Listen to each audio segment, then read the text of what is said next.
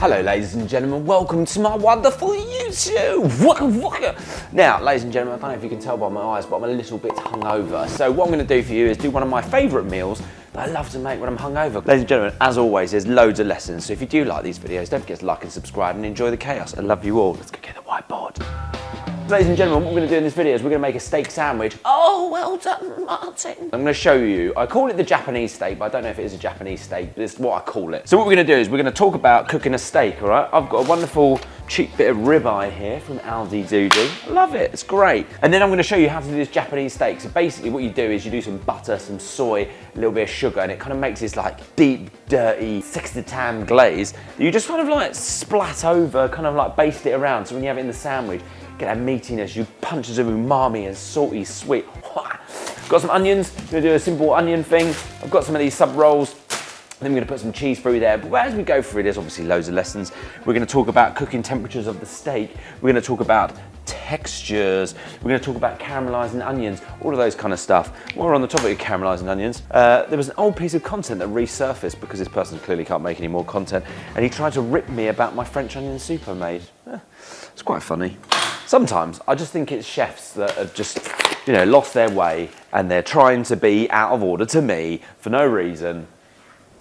Right, so first things first, let's get the old caramelized onions going. So if you want to caramelize onions properly, they do take some time. So we want to do it nice, low and slow. Beautiful knife. Tim from Clement Knives. Just going to pop that end off and then we go down. So obviously the thinner you make the onions, one, the quicker they'll caramelize, and two, you'll get a softer texture, like more jammy.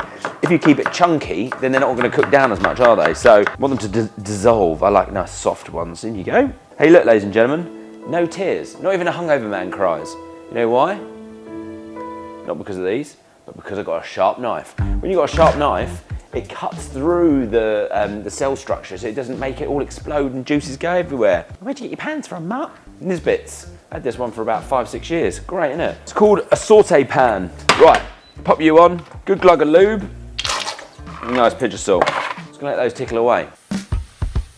Hello ladies and gentlemen, welcome back. So we're gonna be doing the steak. Now let me show you these onions. These are not gonna be caramelized onions like you would for a French onion soup, but we're gonna soften them down because we need to think about the flavors.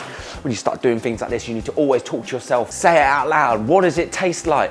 The onions, when you caramelize them, they start going sweet. Sweetness is good. How can you sort of like amp up sweetness? A little bit of vinegar, obviously. So all of these little things we'll talk about in a minute when we balance all of this, but let's cook a steak. A little bit of oil, tickle of lube, whatever you want to call it. Rub it on. That's just a veg oil, okay? Just a neutral oil, nothing special. So if I'm doing a steak, what I would go for is I'd always go for some kosher salt. So kosher salt, these are the thin little grounds, thin little ones. What they'll do, help you evenly distribute across the surface of the steak, all right? Now into a nice hot pan. Could be a little bit hotter, but who cares? Right, dirty hand still, a little bit of salt. So when cooking a thinner steak, I've gone over this before, don't be afraid to sort of lift it up and let the oil sort of sit underneath, okay? Because you want to get a nice sear on it. Right, these onions. They've had a little bit of salt, but we haven't done anything else to them. So have a taste.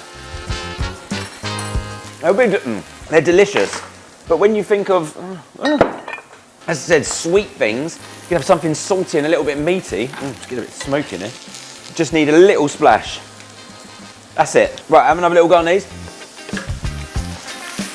Amazing. So I'm going to cook this really rare because I want it super rare.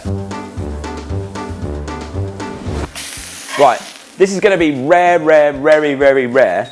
The oven is on. I found my thing. Just going to split this down. This is just like a nice soft sub roll.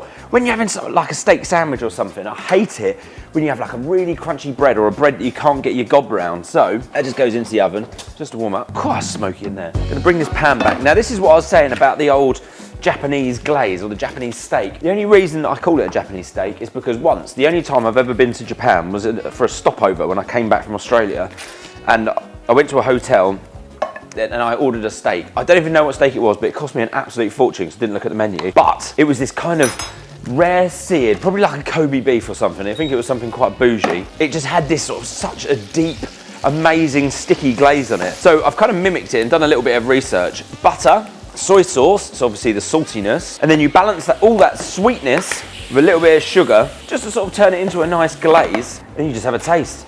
Do it how you feel, because you're gonna pick up all of that lovely beefiness from the steak that's been frying on it. Doesn't take long. Such a fine balance of like salty from the soy sauce and then just a little, you just want it more on the sweet side. Once you get something like that, that's almost like a syrup, take your steak, it's been resting, and just lay it back in there. It's almost like resting in that goodness. Where are you? Oh, this is so old. Doesn't matter, I don't care, I'm gonna eat it. So this is mozzarella, look at that. I'm just gonna load it up with cheese. What's that Tom Green's thing from Freddy Got Fingered? What's a cheese sandwich without cheese? We can't have people complaining that there's not enough cheese in the cheese sandwiches now, can we? I mean, if there's no cheese in a cheese sandwich, it's basically just 2 slices of bread. If word of that were to get out, well, I could lose my job. Woo! Welcome to Hayesville, Tennessee. Yeah, puppy. I don't know why I keep saying that. Anyway, look at that. Oh man, I'm so excited about this. Here's your onions, that little bit of vinegar. I tell you, mate, I tell you. Oh, there's my ropey cheek. Oh, ha. Onions in. When you think of a dish as a whole, even something as simple as this, you don't have to make everything extreme levels of flavour, all right? You just got to think of everything in the dish as a whole. So this steak is what I want to be like the star of the dish, right? So I want this to be punchy, I want this to be beefy, I want it to be really intense. Then the onions are just like his mate that's going, come on, let me help you out a little bit. And the sweetness, oh, I'm salivating at just the thought of this. Just going to clunk it up. Ribeye is quality for this because it's quite like a nice fatty one. Super soft, easy to chew through. Ooh, that was the most cat-handed chopping I've ever done. So we go. Mate, it is unreal. Definitely need some greenery through this. Sometimes I'd say like a ribeye like that would do 2 sandwiches. But as I said, Daddy's a little bit precious today. That, oh, you just know it's gonna be so good. It doesn't need any finishing salt, a little bit of chili maybe, but oh.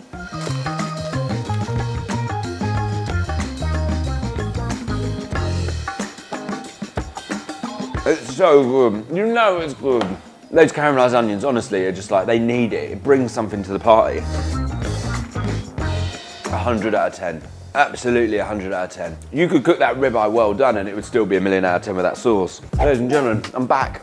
I wanted to talk about something, one last thing. I got sent these. So I don't know if you've been seeing my stuff on the old other social media channels like Instagram and TikTok. Don't forget to go and follow those. I got sent these by Bee Smoke to create smoke infused ingredients. This is a pure grill oil. This is a smoked vinegar. This is water. This is oak water. And they also sent me this, which is called Pure Mummy. The thing that they were talking about is creating ingredients so you can lower the levels of sodium. So say for example, you was on a low sodium diet and you wanted to pump some flavor into that steak, you could use things like this to amplify salty goodness. I haven't actually tried it, so I thought, why not chuck some in there and just watch a man eat some smoky steak sandwich with Bee Smoke. Oh my God, it smells insane. Oh my God. I don't know if that's how you meant to use it, but it is incredible. It's like the flavor of smoke, obviously, that you can't generate by if you were just cooking this inside or in a small place without smoke and all of that. Oh my God. Ladies and gentlemen, if you do like my content, please don't forget to like and subscribe. And bringing the fun back to food waste. We're cooking up some beautiful stuff. Big shout out to Francis, my editor. Love you all. See you all soon.